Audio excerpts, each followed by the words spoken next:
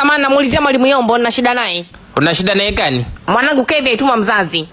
Kumbe wewe ndo mama wa lile tufe. Mimi ndo mwalimu Yombo au mwalimu wa darasa analosomea mwanao. Afadhali. Eti kafanyaje mwanangu? Mbona mwanangu mpole? Mpole kwako. Wewe ndo naye mlisha. Wazani mwenye mbwa anangatwa na mbwa. Tunangatwa sisi tusemjua. Ni wako kweli kwanza? Na kama ni wako je, ni wa kumnywa dawa au ni waraha jicho juu ya jawa na furahisha? Sijaelewa. Utaelewa tu. Ndo nakufungulia daftari lake la ujinga.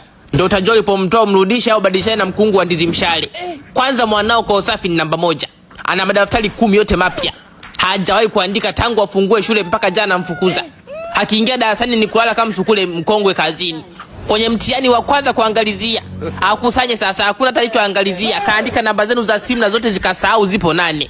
Siku na hiyo akili yake mchemsho, avuke nao barabara wa mgaragaze wa muombe namba awape namba 8. Katatia barabarani.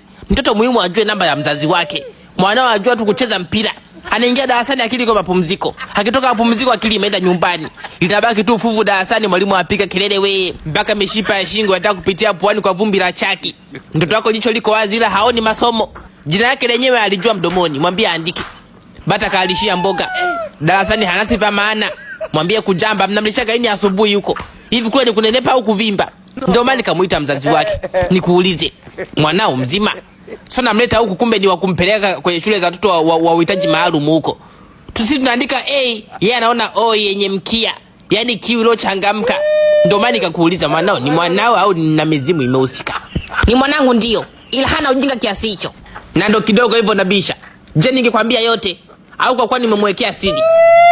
Alishakuja na kinga shuleni. Kwa daftari kabisa ameikusanya na kibanyo cha nywele kwa ndani. Ndio nimpulize yeye mzazi wake.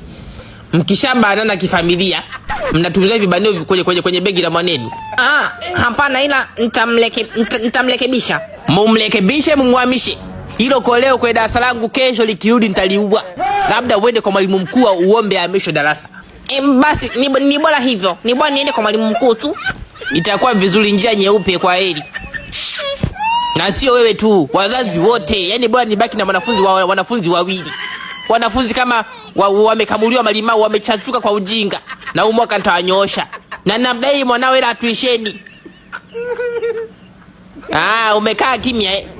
Inaonekana mtoto kafuata akili ya mama yake.